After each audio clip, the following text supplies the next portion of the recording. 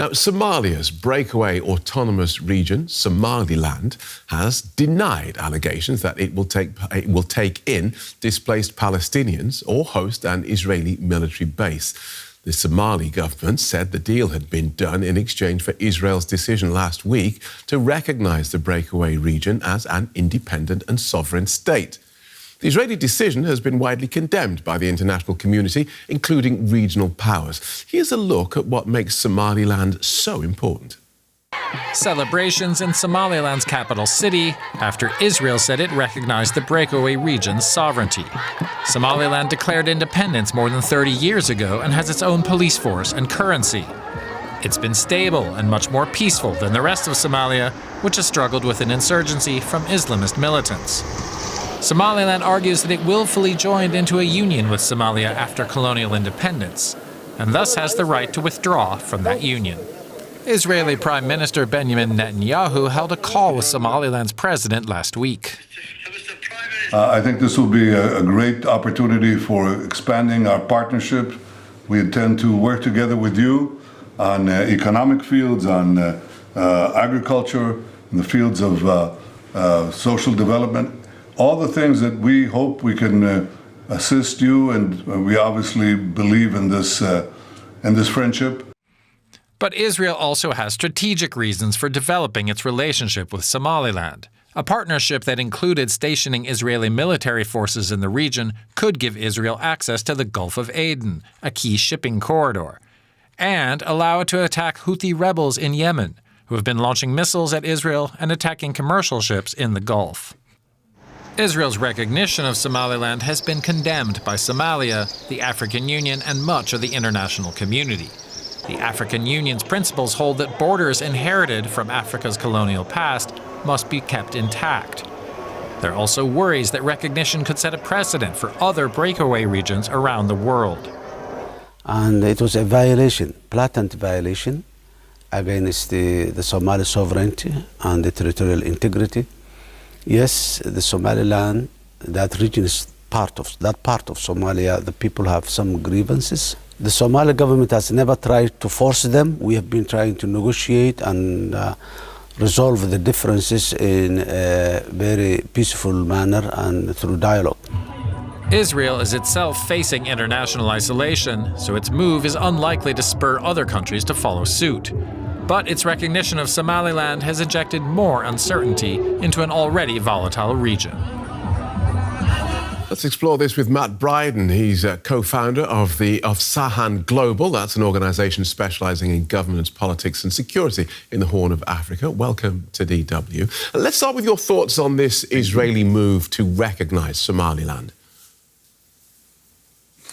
Well, it's clearly not just an Israeli move. I mean, Israel has taken the lead, but there are a number of governments, including the United States and the United Arab Emirates, who have been aware of Israel's intentions for some time, possibly others as well. And so this looks like what actually some Western diplomats have described as an icebreaker.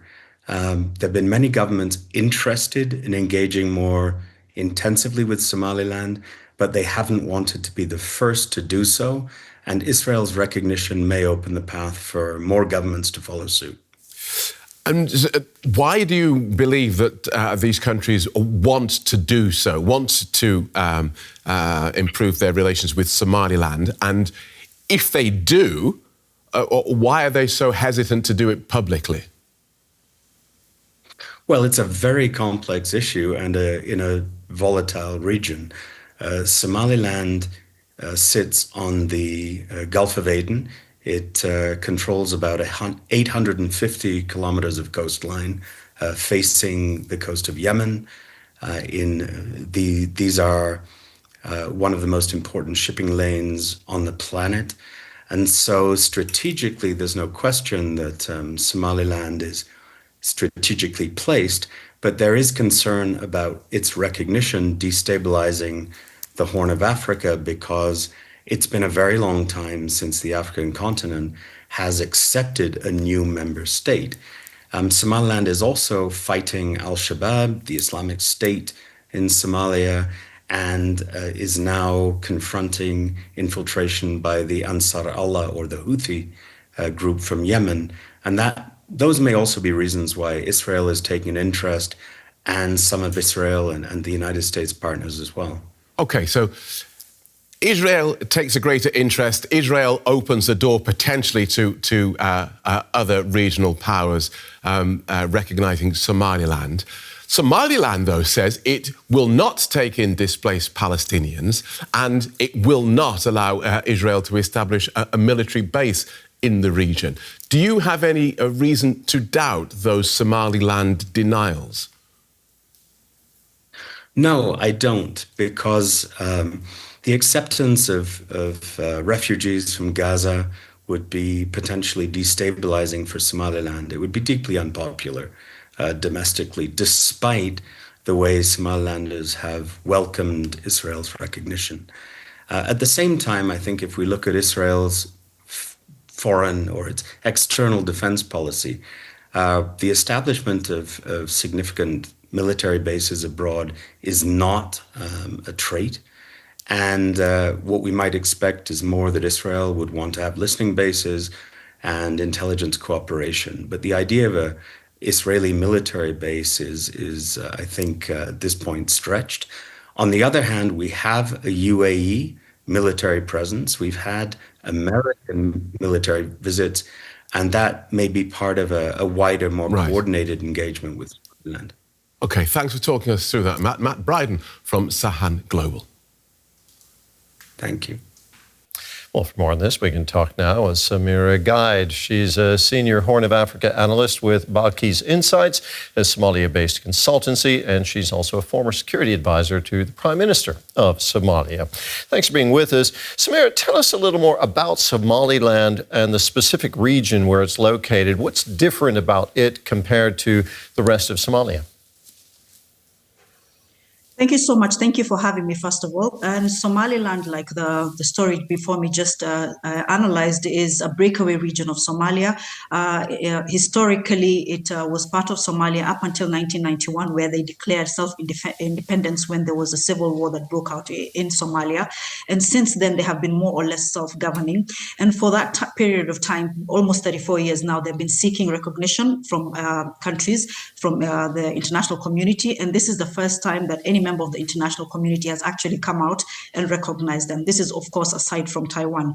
And the reason why it's so critical at the moment, I would say that it hasn't been so important, is because the Red Sea arena has become very strategic to not just Israel, but to many other Western countries and the Gulf states. It's all about that trade corridor and how to secure that trade corridor in light of the crisis in Yemen and what happened with Gaza.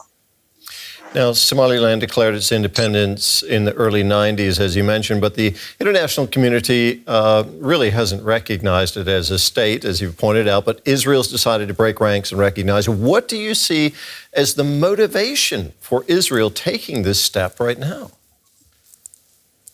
You know, Israel had a chance over the past 34 years to do this, and it never did this. And I think the reason why they have taken this time is because there's increasing, especially disorder and unilateralism globally. That's one thing. But secondly, as I mentioned, that trade corridor has become very critical. And it's also a space where you can actually demonstrate strategic depth. So many other Gulf countries and Western nations have set up bases along that area, specifically in Djibouti. No one has made it into Somaliland, which is seen as a stable, non-hostile entity. And so I think this is a first step to allowing other countries to also try and access that territory. There's been speculation that Israel would try to send displaced Gazans to Somaliland. Somaliland's president says they won't take in Gazans and there won't be any Israeli military base inside the territory in exchange for this recognition. What else could Benjamin Netanyahu, Israel's prime minister, be interested in, if not those things?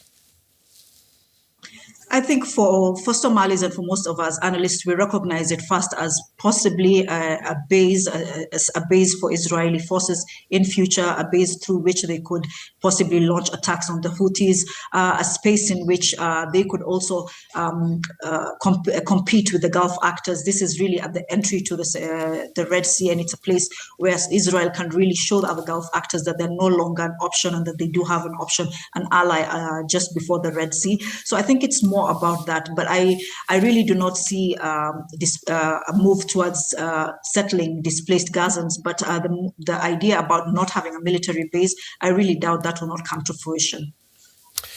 Samira, thank you very much. That was Samira Gaid of Balkis Insights.